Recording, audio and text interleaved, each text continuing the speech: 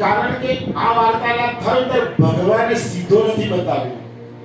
ભગવાને બ્રહ્માજીના માનસમાં જણાવી દીધું કે હું આવી રહ્યો છું, વ્યવસ્થા તમે ગોઠવવાનું ચાલુ.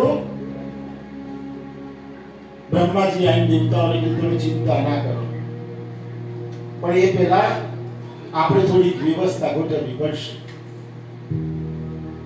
દેવતાઓને કીધું કે ચલો બધા પોતપોતાની જગ્યા હવે ગોલોકમાંથી છોડી, સ્વર્ગ લોક છોડી અને હવે જાઓ સીધા પૃથ્વી પર. હવે આ તો જગતનો નાશ આવી રહ્યો. એક મિનિસ્ટર કે મુખ્યમંત્રી આવતો હોય તો આ ગામ સાફ થઈ જાય, અને કદાચ ગંદકી દેખાય તો પડદા લાગી જાય. એટલે અમારા બ્રહ્માજીની આજ્ઞાથી બધા પોતપોતાના કામમાં લાગી ગયા. કીધું કે અહીંયા જો કોઈ ભૂલ કરી તો લોચો. દેવતાઓને કીધું તો યાદવપુરમાં જઈ પડો. ભગવાન આવે પહેલા એમની વ્યવસ્થા ગોઠવવાની તૈયારી શરૂઆત. ધરતી માતાને કીધું કે હવે તમારે દુઃખી થવાની જરૂર નથી. યદા યદા હિ ધર્મસ્ય આવી ગયો છે. પરિત્રાણાય સાધુનામ કરવા માટે આવી રહ્યો છે. તરત પરીક્ષિત રાજાને અમારા શુદ્ધદેવજી ચરિત્રની શરૂઆત કરતા કહી રહ્યા છે કે મથુરા નગરી ઉપર સુશેલ નામનો રાજા રાજ કરતો.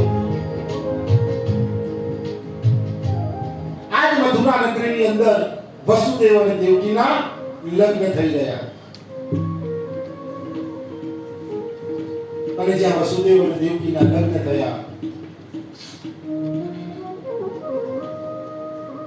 ત્યારે દેવકીનો ભાઈ કંસ એને કીધું કે આ તમારી ભાઈ સોઈ બેન છે. બાપાએ આટલો લગ્નમાં ખર્ચો કર્યો, 400-500 રૂપિયાની ડીશ હતી, 15,000 ના ફટાકડા ફોડ્યા, અને પછી મારી બેન સામાન્ય રીતે એમને એમ કહેશે ના, એનો ડ્રાઈવર હું બનીશ. એટલે આજે રાજા કંસ પોતાની બેનને ભણાવવા માટે રથમાં બેઠો. ભૂલ કરી છે ભાઈ. રાજા જેવો છે તો એની ગાડી કોઈનું ચાલતું નથી, ઉગ્ર છે ને ગભરાતા થાય નથી. અમે થોડો સમય આવે તો પૂરી જશે જેલમાં. હા, તૈયારીમાં જ છે, તૈયાર રહેજો. દુર્યોધન રાજા જ ગણાય, ધૃતરાષ્ટ્રનું કશું ચાલતું. કંસ આજે પોતાની બેનને વળાવવા માટે જઈ રહ્યો છે. વર વધુના મંગલ પ્રસ્થાનનો પ્રારંભ થયો અને હજી ત્યાં થોડેક દૂર નીકળ્યા છે અને એટલામાં આકાશવાણી થઈ કે હે કંસ, તું જે દેવકીને લઈને જઈ રહ્યો છે એનો 8મો ગર્ભ તારો નાશ કરશે. આટલું સાંભળતા જ કંસ ગભરાયો, ધરા છોડી રથમાંથી કૂદ્યો, પકડ્યા દેવકીના વાળ ખડક હાથમાં લીધી, મારવા ગયો. વસુદેવજીએ અટકાયો. આટલો ઉતાવળો શું થાય છે કંસ?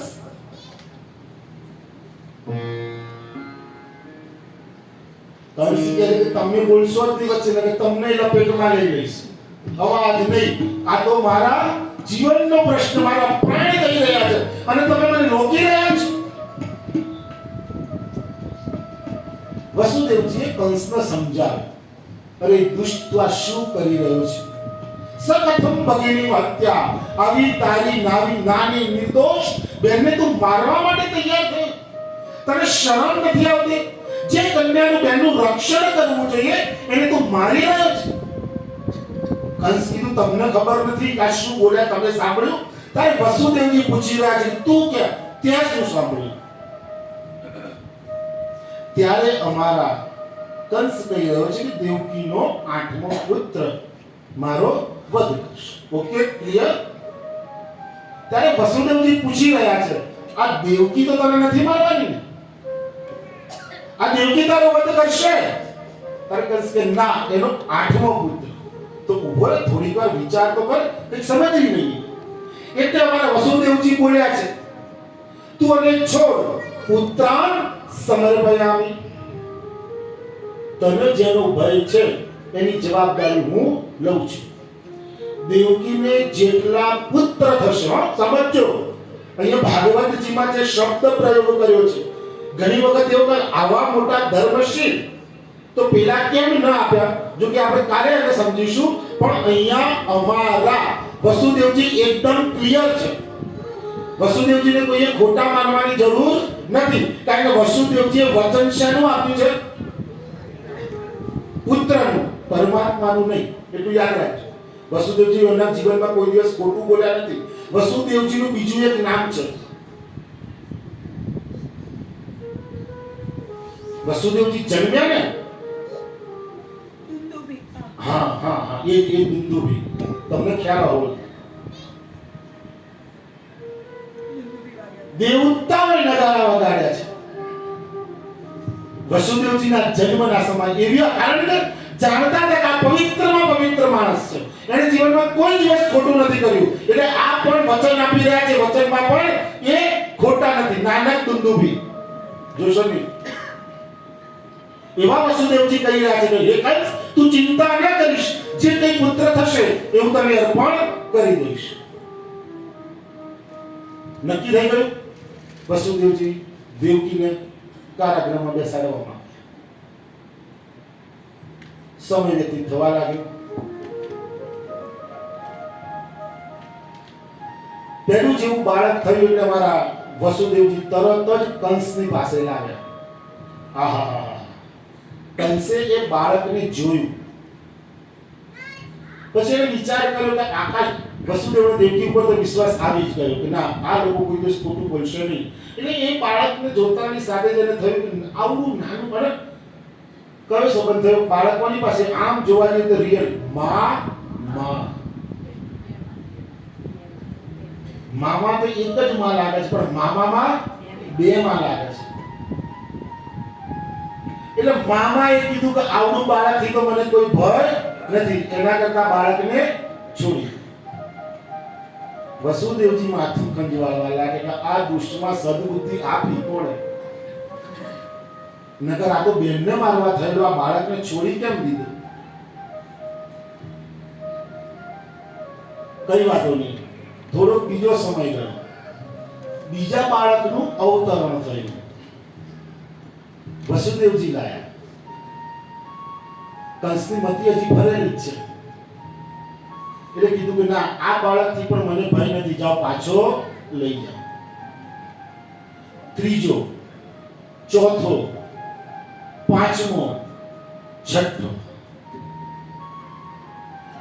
છ બાળકો વસુદેવ અને દેવકીના પાછા આપ્યા. આખા બ્રહ્માંડમાં કોઈને ચિંતા ન થઈ, પણ એક જ જન્મ ચિંતા થઈ. કોને? એક જ છે કે આ કંસ સુધરી જશે તો મારો પરમાત્મા આવશે ક્યારે? એટલે આવ્યા મથુરામાં. મથુરામાં આવ્યા અને કંસની સાથે સમાગમ કર્યું. અને નારદજીને જોયા. કંસને એમની જોડે વેર હતું નહીં. નારદજીનો આદર સત્કાર કર્યો. નારદજી કે બધી વાત જોયા. આમ બધું ઠેકાણે છે ને, ઉપડો માં, કારણ કે એને ભય લાગ્યો કે આ સુધરી જાય એવું છે નહીં. બાળકોને રમતા જોયા. તાર નારદજી પૂછી રહ્યા પણ આ તો મારા ભણા. એટલે તારે નારદજી યાદ દેવડાવ્યું, તારી આકાશવાણી 8મો માનવાનો છે, આ બધાથી ક્યાં ચિંતા છે? એ તને ખબર નથી. બોલે બધાને ગોળ કુંડાળું કર્યું. સમજો, નારદજીએ 6 બાળકોને ગોળ ઉભા રાખ્યા અને કીધું કે ગણવાની શરૂઆત કર. માની લેજો, 1 2, પણ હારું તમારો વારો કાઢવાનો નથી. 1 2 3 4 5 6. આ કયો નંબર થયો? 6. હવે આ બાજુથી ગણ. 1 2 3 4 5. આ કયો થયો?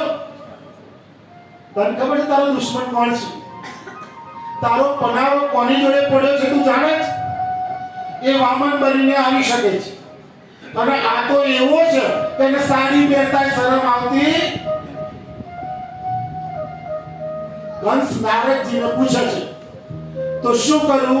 મારી નાખું? નારદજી કે મારું કામ તો નારાયણ નારાયણ